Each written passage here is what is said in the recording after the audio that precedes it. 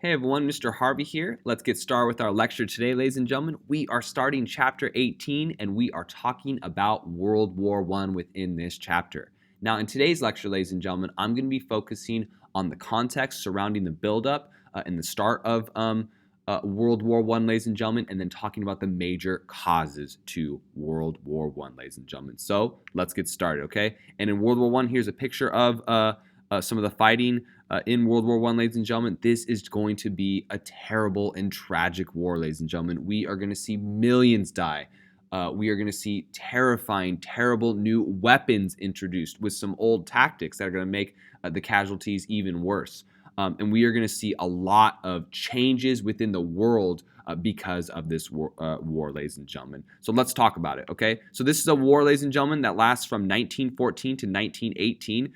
Believe it or not, my great-grandfather was in this war, and I'll talk more about that in class, ladies and gentlemen. I'll show you the Bible that he brought to France when he was there, but it begins in the summer of 1914 and ends in the winter of 1918. This is just an unprecedented conflict, an unprecedented worldwide conflict, ladies and gentlemen. We are going to see just areas of the world that are just destroyed and just an unprecedented loss of life. The casualties will be terrible, just absolutely terrible. Just millions will die. And we'll talk about some of those terrible battles within this war, ladies and gentlemen. It's going to create some significant changes within the world too, ladies and gentlemen, that are really important. We're going to see during this time the Russian Revolution and the rise of a Soviet Union. We're going to see after this war government upheavals in Italy with the rise of Mussolini, in Austria, and in Germany with the rise of Hitler and the Nazis. So we will see some serious government upheavals after this war, ladies and gentlemen. It's going to facilitate the fall of four major empires. We're going to see the fall of not just the Ottoman Empire, but the German Empire, Austrian Empire, and the Russian Empire. And we are going to see this war, ladies and gentlemen, through the Peace of Versailles, facilitate World War II. Okay, a couple decades later, ladies and gentlemen. So very important war for us, ladies and gentlemen. There's a lot of changes and implications because of this war. Definitely a war that's going to show up on the AP exam, a war that is going to, and we're still feeling some of the effects of this war today, ladies and gentlemen. And let's talk about it. Let's talk about some of the context and buildup, okay? Now, let me give you some context and understanding kind of what's going to be leading up to this war, what's going on in Europe, okay? And I don't want you to get convoluted in the details, ladies and gentlemen. I really want you to focus on the major ideas, okay? Now, we're going to talk about the rise of the German Empire and some of the alliances that we're going to be seeing start prior to the war, ladies and gentlemen, okay? Now, we know this. The emergence of Germany, this Second Reich, this Second German Empire, okay, really upset the balance of power, ladies and gentlemen, in Europe.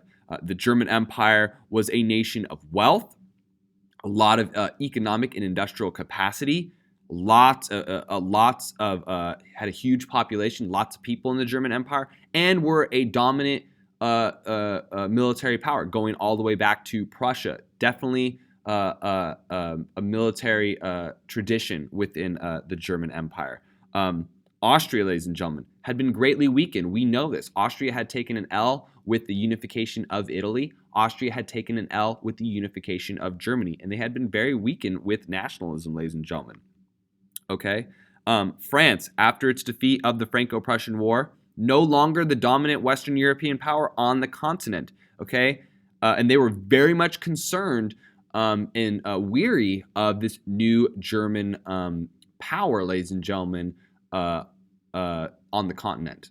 Okay, Russia, they had lost a lot of prestige during the Crimean War and had a lot of instability. And we're going to be talking about that. I'll give you more information about that Russian instability in the lead up to World War I, okay? But Russia had lost a lot of prestige during the Crimean War, okay, and had a lot of internal problems, and we're going to see that eventually come into play with the Russian Revolution, ladies and gentlemen, that we will be talking about.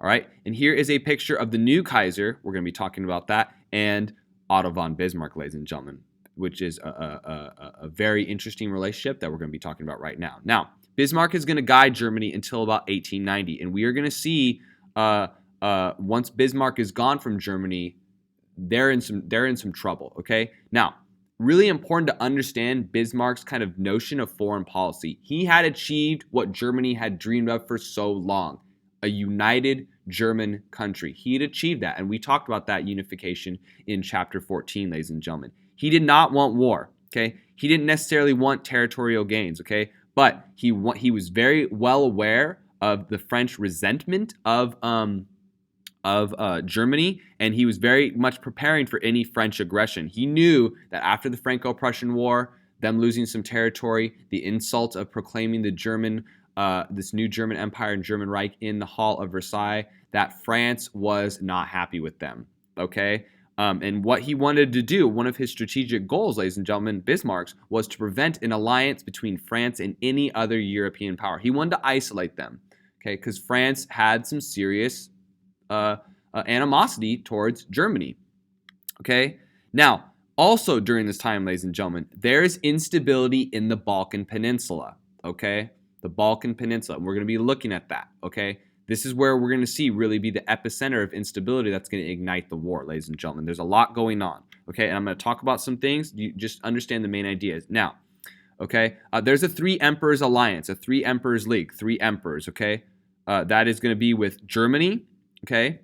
The Emperor of Germany, Emperor of Austria, and the Emperor of Russia, all right? That alliance is going to start to collapse with Austria and Russia having a rivalry over the Balkans, okay? Which makes sense, right? Because of the Slavism, Russia sees itself as a protector over some of the Slavic groups within the Balkans.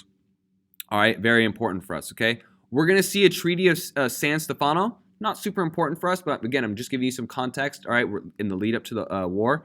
That's going to release some Slavic states from the control of the Ottoman Empire, and it's going to give Russia some territory and money. Now, we're going to see Europe, Germany, and some other countries be very worried over Russian influence in the Balkans and Pan-Slavism, and Russia having all this influence over the Slavic people. And Britain's also going to be worried about this, ladies and gentlemen, because they're going to be worried about Russia having a lot of influence over the Mediterranean. And remember, Great Britain wants to have the majority of influence within the Mediterranean because they want to protect that Suez Canal. They want to protect the Mediterranean because that's key to their trade. That's key to their empire.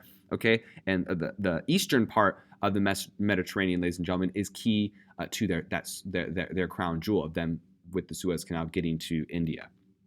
Okay, now we're going to see a Congress of Berlin, ladies and gentlemen. Very important for a couple reasons. Number one is it's representing Germany's new importance within the realm of politics within Europe. Okay, Germany is clearly the new power, and having this Congress in Berlin is really symbolic of that. And at this Congress, we're going to see the European powers review this Treaty of San Stefano. Very important. And this Congress is going to be a hindrance to Russian ambition. And it's going to give Britain, France, and Austria-Hungary territory to compensate for Russia.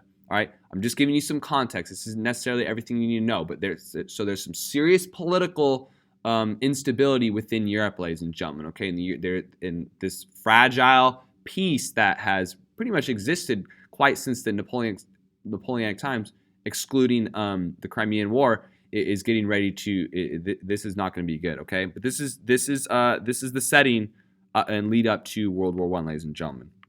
All right, so we're going to see Russia harbor some anger towards Germany in convening this Congress, and we're going to see the Three Emperors League end between Germany, Austria, and Russia. All right, and we're going to see some of the Slavic states having anger towards Austria, this Austrian-Hungarian Empire, occupying territory within the Balkans. Okay, so there's some serious instability, ladies and gentlemen. Now, we're going to start to see some alliances. All right, and alliances are going to be really key for us, ladies and gentlemen, in understanding why World War I becomes a world war. So very important for us to understand and know some of these major alliances in the build-up to World War I. We're going to see Germany and Austria agree to a mutual defense treaty against Russia known as the Dual Alliance. Okay, ladies and gentlemen. And Russia is going to try to seek better relations with Germany because Russia really doesn't have that much beef with Germany. Their beef more is centered around Austria and the Balkans, okay? And they're going to try to rejoin the Three Emperors League, all right? And this is going to bring about some better relations with Germany and Austria and reduce some of those tensions in the Balkans, okay? But this is a major alliance that we're going to be seeing, ladies and gentlemen, and very important, okay? Italy is going to join a dual alliance with Germany and Austria. And so we are going to have the triple alliance, very important, between Italy, Germany, and Austria. Now, very important that when you write that down, ladies and gentlemen, I want you to please circle Italy, because we are going to see Italy actually leave that alliance, ladies and gentlemen. They are going to leave that alliance, and actually when World War I breaks out, they will be fighting on the side of the Triple Entente, okay, between France, Britain, and Russia, all right? Now, this triple alliance during the time of Bismarck is going to be very important because France is isolated, okay? Germany, Austria, Italy have an alliance. Germany, Austria, and Russia are agreeing on foreign policy, and Bismarck's foreign policy is a success because France is isolated, and that was his goal. Okay, that was his goal. All right. So, however, we're going to see a big change with Kaiser Wilhelm II, and you need to circle star, okay, because he's going to have huge disagreements with Bismarck. Really kind of tear apart Bismarck's foreign policy goals, and he is going to be a key figure in bringing Germany into World War I, ladies and gentlemen. He is really going to make some serious mistakes, and we're going to be talking about that. But he is going to lead Germany. Dismiss Bismarck after some disagreements. And Kaiser Wilhelm II, ladies and gentlemen, was a very insecure individual. He was very jealous of Bismarck's success, very jealous of Bismarck's power and prestige. And that's going to play a role in him dismissing Bismarck, because he really wanted the power for himself, and he wanted to be making the decisions, okay? But important to understand Bismarck's legacy, ladies and gentlemen. He unified Germany. He preserved peace in Europe, relatively, aside from his whole unification deal. But he largely ignored colonialism. He didn't want to get involved necessarily in imperialism. He was a master at managing and manipulating international relations. He was very much focused on preserving Germany's well-being. And we're going to see, ladies and gentlemen, Germany be very much less safe under Wilhelm II. Also, very important to understand, ladies and gentlemen, that a main fear of Bismarck, OVB, was Germany being ever brought into a two-front war, okay, where they had to fight on both sides of their country, in the West versus France and the Western powers, and in the East versus Russia in the Eastern powers. We're going to see Wilhelm get Germany into a war, World War I, where they have to do that, and that's Bismarck's nightmare. Okay, and Bismarck, when he was in power, prevented that. Okay, Wilhelm will not. Okay, very important to understand that. Okay, now we're going to eventually see, ladies and gentlemen, under Kaiser Wilhelm II's leadership, a triple entente form, and that's going to be an alliance between in a kind of better foreign relations between France, Britain, and Russia, which is not what Bismarck wanted, because, again, he wanted to isolate France. Wilhelm II, very reckless with his foreign policy. Now, France is going to be very concerned with security against Germany. All right, and they're going to invest in Russia, try to facilitate better relations with Russia, ladies and gentlemen, and start to create a mutual defense treaty against Germany. Now, the key, ladies and gentlemen, to international foreign affairs was Britain. Britain, and you should ask yourself, what's Britain concerned about during this time? Are they concerned necessarily about all the petty political kind of squabbles of Europe? Not really. They are focused on their empire. They are focused on their economic goals, ladies and gentlemen. They're the key, all right? And we're going to see Germany make some serious mistakes that's going to bring Britain, France together, and eventually Russia together, okay? Now, Britain saw a rivalry with Germany as opposed to France, and that was economic, okay? Germany was very much challenging them with the industrial revolution that's going on, challenging them on an economic level. But we're going to see Wilhelm II and his policy threaten Britain. How? let's talk about, ladies and gentlemen, okay? He was very jealous and envious of Britain, and he was very jealous of their empire, okay? This British Empire around the world. And so Wilhelm II is going to pursue a more world policy rather than a continental policy like Bismarck preferred. And he's going to instigate a large naval buildup in an attempt to emulate Britain, which is going to start a naval race and very much threatened Great Britain. So Wilhelm II, he is going to try to, start pursuing colonies in Africa and Asia, all right, which is Bismarck did not necessarily want that, okay? And he's going to challenge them with a naval buildup, and that's going to really threaten Great Britain. Great Britain has been traditionally the naval power, and Germany all of a sudden is trying to build a navy that matches Great Britain, and so we're going to see a naval arms race, ladies and gentlemen. And Britain's going to be feeling very threatened by Germany. In 1904, we're going to see the Entente Cordiale, which is going to represent a major step in aligning and allying Britain with France, ladies and gentlemen. So Britain is going to be cozying up to France because they're now sharing really kind of a common enemy and a common fear of Germany. Very important for us to understand. Now, we're also going to see a few Moroccan crises, ladies and gentlemen. This is very important. We're going to see Germany is going to attempt to pressure France and the international community into colonial concessions for Germany. And we're going to see Britain and France, because of this, arrange an alliance that's going to make their military forces dependent on each other by 1914, which is the start of the war, ladies and gentlemen. And that's going to bring, some imperialist tension. That's going to bring Britain and France closer. Okay, we're going to see also in 1907, Britain is going to conclude an agreement, with Russia. All right, so very important, okay? And this is important to understand, ladies and gentlemen, is this British fear of German naval power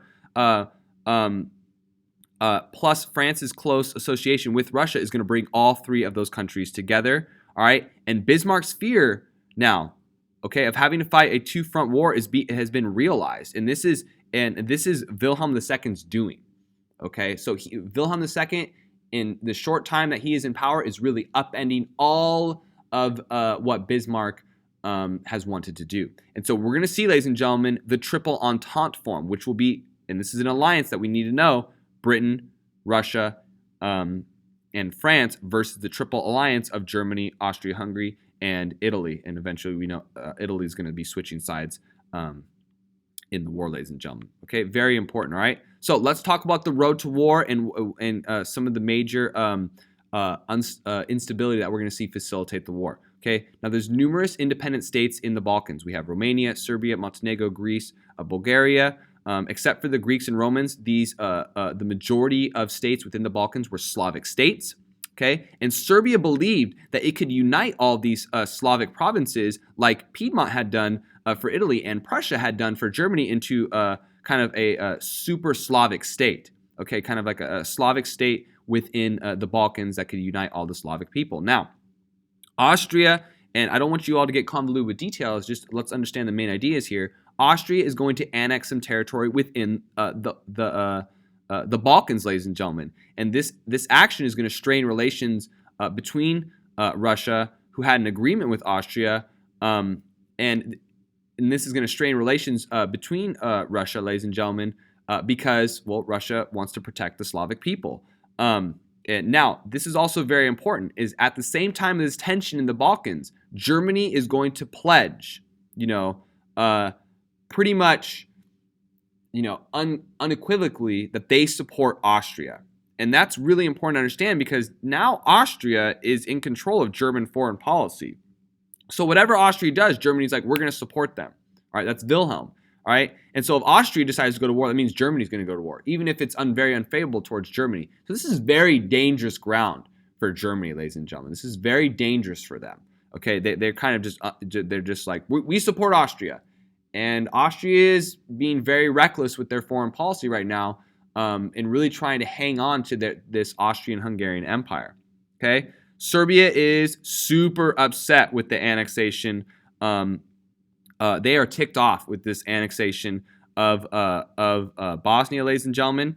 And after this second Moroccan crisis, ladies and gentlemen, Britain and France are going to move closer together. Okay, so there is a lot of instability going on. We have instability in the Balkans. We're going to have another crisis in Morocco, in Africa. Britain, France, Russia moving together, Germany and Austria moving together. We are seeing kind of the clouds gather, ladies and gentlemen, for war. All right. Germany is going to continue to challenge France in Morocco, continue to challenge Britain for naval supremacy. All right. And this is bringing Britain and France closer and closer together to the point where they have to back each other up, ladies and gentlemen. Now, we're going to see even more instability in the Balkans because we're going to see a couple wars there.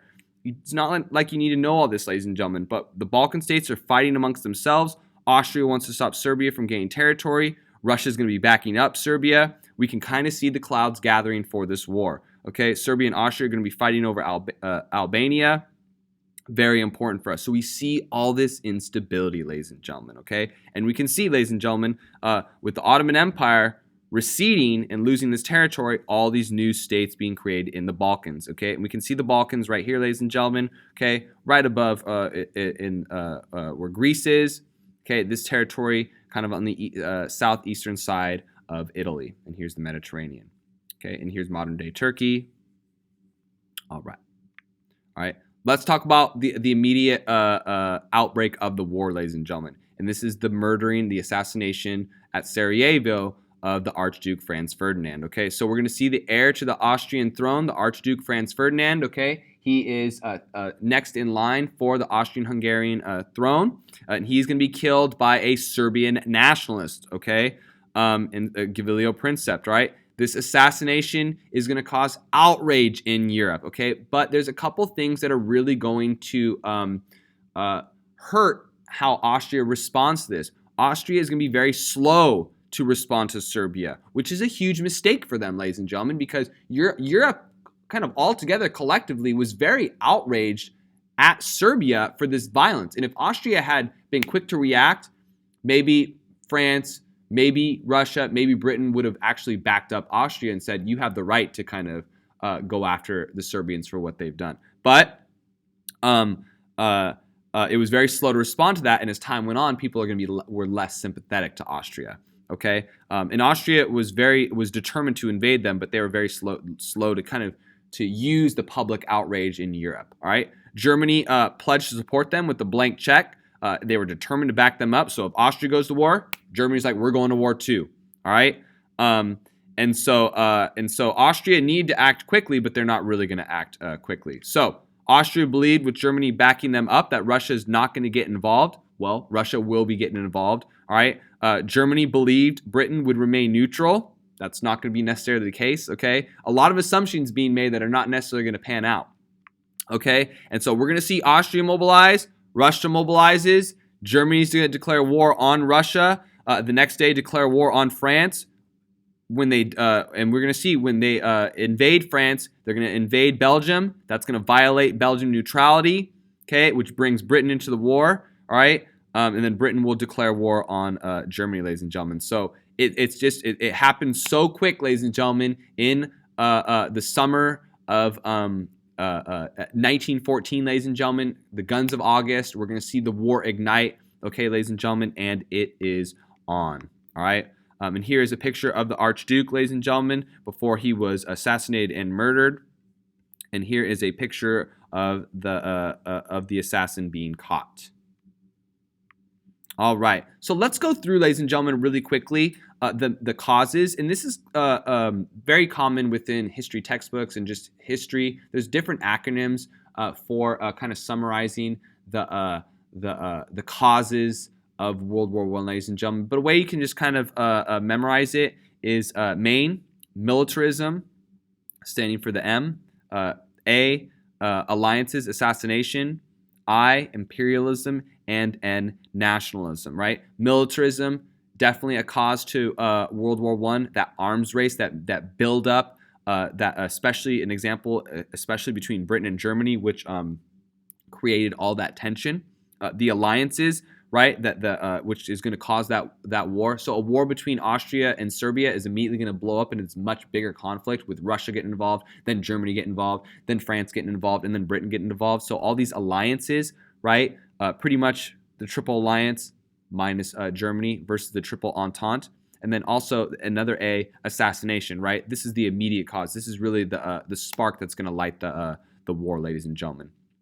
I, imperialism, all that tension in Africa, the Moroccan crises we see that's going to align France and Britain, really also create tension between Germany, France, and Britain, is going to be a factor in causing World War I, ladies and gentlemen. And then nationalism, right? The nationalism that we see in the Balkans, Pan-Slavism, the desire for Serbia to have a country, and Austria trying to fight nationalism, right? Austria trying to prevent nationalism in the Balkans is a major cause to the war, ladies and gentlemen. So the war has started. It's 1914, and it is going to be a terrible, terrible, terrible time for Europe, ladies and gentlemen. Okay, and here again is a picture of the Balkan Peninsula.